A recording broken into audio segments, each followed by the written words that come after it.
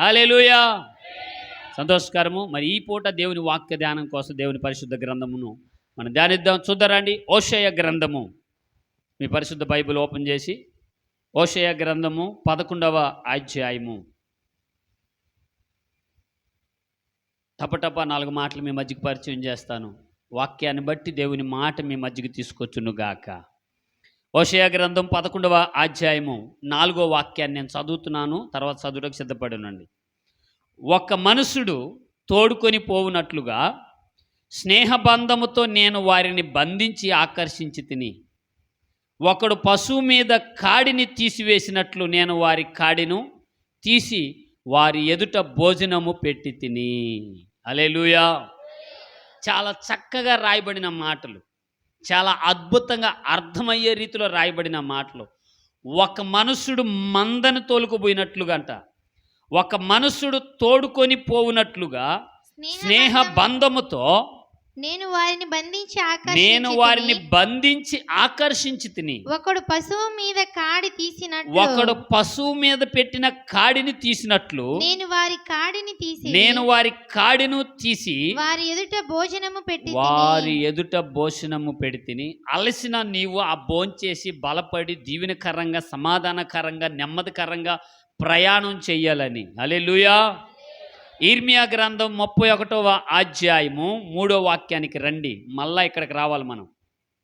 ఇర్మియా గ్రంథము 31వ అధ్యాయము 3వ వాక్యం. చాలా కాలము క్రిందట యెహోవా నాకు ప్రత్యక్షమై ఇట్లా నేను శాశ్వతమైన ప్రేమతో నేను నిన్ను ప్రేమించుచున్నాను గనుక విడవక నీ ఎడల కృప చూపుచున్నాను. ఇశ్రాయేలు కన్యక, నీవు కట్టబడినట్లు నేనిక మీదట నిన్ను కట్టుదును. నీవు మరలా తంబూరలను వాయించుదువు, సంబరపడు వారి నాట్యములతో కలిసెదవు. స్తోత్రా. అద్భుతమైన మాట ఈ పూట దేవుడు మీతో మాట్లాడుగాక. ప్రియులు గమనించండి. ఒక మనుషుడు తోలుకోబోయినట్లుగా, ఈ మాటలన్నీ నాటి ఆది సంఘమైన ఇశ్రాయేలుల గురించి ప్రస్తాపించబడిన ప్రతిపాదన ఇది. ఈ మాటను మనం కాస్త గమనిస్తూ ముందుకెళదాం. చక్కగా కూర్చొని దేవుని మాటలు ఇందురుగాక. గట్టిగా చెప్పండి స్తోత్రం. ఇక్కడ అంటాడు, ఒక మనుషుడు తోడుకొని పోవునట్లుగా స్నేహ బంధముతో నేను వారిని బంధించి ఆకర్షించి తిని, ఒకడు పశువు మెడ మీద కాడిని తీసినట్లుగా నేను వారి కాడిను తీసివేసి వారి ఎదుట భోజనము పెడితిని. ఈ కాడి ఏంటి? నా సాయలు చూస్తూ వినండి. ఏమిటి ఈ కాడి అంటే 430 సంవత్సరాలు. ఎన్ని సంవత్సరాలండి? అందరూ మాట్లాడండి. ఎన్ని సంవత్సరాలు? 430 సంవత్సరాలు. ఏవండి, ఆ 430 సంవత్సరాలు భయంకరమైన కాడది, భయంకరమైన వేదనది. ఐగుప్తు దేశంలో ఏదో బతుకు జీవుడా అంటూ అడుగు పెడితే వెట్టి పని కిందకి చేర్చబడ్డారు. వాళ్ళు అంటారు, మీ అకౌంట్లు, మీ దస్తవేదులు, మీ వేలిముద్ర సంతకాలు అన్నీ మా దగ్గర ఉన్నాయి, సస్తే ఇక్కడే చావాలి, నువ్వు ఏడు నుంచి బయటకు పోయేదానికి లేదంటాడు ఫరో.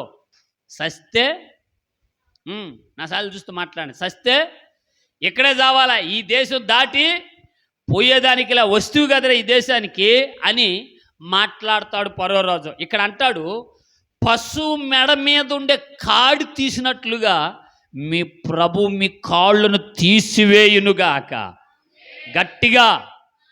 ప్రియులారా, ఒక మనుషుడు పశువు మెడ మీద ఉండే కాడి తీసినాడంట. ఆ రీతిగా యేసయ్య ఇశ్రాయేలుల మెడల మీద కాడి తీశాడు. కాడి అనండి, అందరూ అనండి. కాడి అంటే ఏంటి? బండి భారం మోసే కాడి, ఎద్దల బండి మోసే కాడి. రెండో కాడి దుక్కు దున్నే కాడి. మూడో కాడి వెట్టి పని చేయించే కాడి. ఏంటట? వెట్టి చాకిరి. దీనిని 2 రకాలుగా మీకు చెప్పాలి. ఒకటి రోగ రుగ్మతల కాడి, మరొకటి నిందలు, కరువులు, అవహేళన అనే కాడి. ఈ కాడి వెట్టి పని చేయిస్తుందట. ఏం చేయిస్తుంది? ఈ అధికారి ఎవరు అంటే ఆ రోజుల్లో ఐగుప్తు రాజు, ఈ రోజుల్లో లోక అధికారి. ఎవరు? లోక అధికారి. ఎవరు లోకాధికారి? లోకాధికారి ఎవరు? సర్వలోకాధికారి కాదు. లోకాధికారి అంటే సాతానుగాడు, లూసిఫర్ గాడు, పడిపోయినవాడు. ఏం చేస్తాడంటే వెట్టి పని కాడిని ఆత్మీయుల భుజాల మీద పెట్టి అణగదొరక్కుతా వస్తాడంట. చెప్పండి, ఏం చేస్తాడు? అణగదొరక్కుతా. ఇశ్రాయేలులు 430 సంవత్సరాలు, ఒక్కరోజా 2 రోజుల, 430 సంవత్సరాలు కాడి కింద నలిగిపోతే, ద్వితీయోపదేశ కాండము, ఏమండి, ద్వితీయోపదేశ కాండము 7వ అధ్యాయము 8వ వాక్యాన్ని ఒకసారి చూడండి.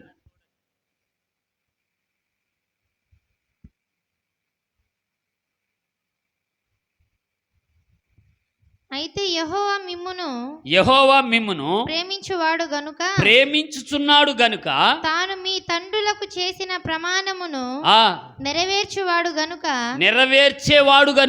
యెహోవా బాహుబలము చేత మిమ్మును రప్పించి దాసుల గృహములో నుండి ఐగుప్తు రాజైన ఫరో చేతిలో నుండి మిమ్ములను విడిపించెను. స్తోత్రం చెప్పాలి గట్టిగా. హల్లెలూయా. ఒక్క మాట అడుగుతాను దేవుని సంగమా, మీ జీవితాలలో ఇవి లేవా? మీ ఆత్మీయతలు ఇవి లేవా? వెట్టి పనులు లేవా? నీకు నీ భర్తకు సమాధానం కలిగి ఉన్నావా? నువ్వు చేసే పనిలో సంతృప్తి కలిగి ఉందా? నీ భక్తి నావా ఎటు వెళుతుందో నీకు తెలుస్తుందా? ఇది వెట్టి పని, ఇది కాడి కింద నలగటం. హల్లెలూయా. ఎటెళ్ళినా ఒక గమ్యానికి చేరుస్తానన్న సంతృప్తి లేని జీవితాలు ఉన్నాయి ఇక్కడ. కొన్ని కుటుంబాల్లో ఉంది ఈ ఆందోళన. దేనిని బట్టి వచ్చింది తెలుసా? ఇది దేనిని బట్టి కలవరం వచ్చింది తెలుసా? వేసిన పునాది తీసి మరలా పక్కన వేసుకున్నారంట. వేసిన పునాది తీసి పక్కన వేసుకున్నారు. ఐగుప్తు దేశంలో యోసేపు న్యాయాధిపతిగా ఉండి ఓ మంచి పరిపాలకుడిగా ఉన్నప్పుడు వెళ్ళారు. 70 మందిగా వెళ్ళారు. 6 లక్షల మంది అయ్యారు అక్కడ. ఇంతమంది క్షేమాభివృద్ధి, బలాభివృద్ధి నొందితే వాళ్ళ బలాన్ని అణచటానికి వేరొక మంత్రి రాజు అయ్యాడు అక్కడ. అయినప్పటి నుంచి 430 సంవత్సరాలు ఎదురుచూపు. నేను అంటాను ఈ 400 సంవత్సరాలు దేవుడు ఎన్లా? ఒక్క మాట గుర్తుపెట్టుకోవాలి. ఈ 400 సంవత్సరాలు ఇశ్రాయేలులు చేసిన అతిక్రమం నిమిత్తమై దేవుడు మౌనమై ఉన్నాడు. ఒకటి, అతిక్రమం నిమిత్తమై మాట్లాడాల, మౌనమై ఉన్నాడు. రెండోది, ఆయన అనుకున్న సందర్భం ఇంకా ఫస్ట్ ఇచ్చాడు, దాన్ని చేయి జార్చారు. రెండోసారి అవకాశం వచ్చేదాకా నువ్వే మొయ్యాలి. ఆ కాడిని నువ్వే నువ్వు తీసేయాలనుకున్నావు అనుకో, బరువు అవుతుంది. అది ఏమవుతుంది? బరువు అవుతుంది. మీకు తెలిసే కదా, మహాసముద్రాలు ఈదొచ్చి అంట, మహాసముద్రాలు ఈదాడంట. ఈదొచ్చి ఏడబడి చనిపోయాడు. ఏడబడి చనిపోయాడు. మాట్లాడండి. పిల్ల కాలువల్లో పడి సరే మహాసముద్రాలు ఈజాడు. ఓల్డ్ కప్పుకు తీసుకున్నాడు. భలే సూపర్గా ఈదేవు అనుకున్నాడు. కానీ పిల్ల కాలువలో పడి ఇదే చిన్న నిర్లక్ష్యతనం. చప్పట్లు కొడుతూ దేవునికి స్తోత్రం చెప్పాలి గట్టిగా, గట్టిగా. హల్లెలూయా. మీరు నీ వాక్యము జీవింపచేయును, నీ వాక్యము మమ్మల్ని బ్రతికించును నాయన. ఇదిగో తండ్రి, నాన్న దాసిపు కాడి నుంచి నేను తన కాడిని విరిచి ఉన్నాడు, మరలా మీరు దాన్ని దాసిపు కాడి కిందకి వెళుతున్నారని తేటగా మీరు వివరించారు. పరిశుద్ధాత్మదేవా అయ్యా, మేము చేసినట్టు అపరాధమని నిమిత్తంలో కూడా, మేము చేసిన పొరపాటు నిమిత్తంలో మరలా దాసిపు కాడి కిందకి వెళుతున్నామని, మరలా నీ దాసుని నిలబెట్టి మీరు మాట్లాడినందుకే నీకు వందనాలు. ఇశ్రాయేలు ప్రజల కొరకు అయ్యా ఇదిగో తండ్రి నాన్న వాళ్ళు చేసిన మూలుగులు మీరు నేను ఆలకించాను అన్నావు. అయ్యా ఇదిగో తండ్రి నాన్న ఇదిగో తండ్రి 40 సంవత్సరాలు వాళ్ళ నిరీక్షణ మీరు చూసి ఉన్నారు ప్రభా. ఇగో యాకోబు ఇదిగో తండ్రి అబ్రహాం ఇసాకు యాకోబుల దేవుడు ఇగో తండ్రి వాళ్ళకి చేసిన నిబంధన నేను జ్ఞాపరుచుకుంటున్నాను అంటున్నావు.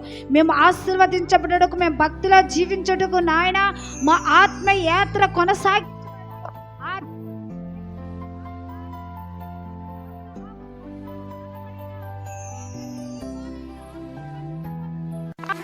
కూడా నీకు స్తోత్రము చెల్లిస్తున్నాను ప్రభా. అట్టి కృపని మా పక్షాన మీరు నిబంధన చేయించున్నాను అన్నావు తండ్రి. నీకు వందనాలు చెల్లిస్తున్నా. యాకోబుని బట్టి నేను దీవిస్తాను. ఇదిగో నా దాసుని బట్టి నేను దీవించబోతున్నాను. నా దాసుని బట్టి నేను నిబంధన చేయించున్నాను. ఈ పరిచయం బట్టి నీ కొరకు నేను నిబంధన చేయించున్నాను. దాసిపు కాడికి ఇదిగో తండ్రి ఇదిగో తండ్రి దేవత నీ గుడ్డితనము చేస్తున్నదని ప్రభా మరలా మీరు హెచ్చరించినందుకై నీకు స్తోత్రము చెల్లిస్తున్నావు. ఈ లోక సంబంధమైన ఇదిగో తండ్రి దేవత మా నేత్రాలు మహిమను కప్పివేస్తున్నది నాయన. అటు నా తండ్రి మహిమను చూడలేకపోతున్నాం. మహిమ పొందుకున్న ప్రతి ఒక్కరు ప్రభా నీ సిద్ధానుసారంగా జీవిస్తానని, దాసిపు కాడి కింద ఉండరని తేటగా మీరు వివరించారు.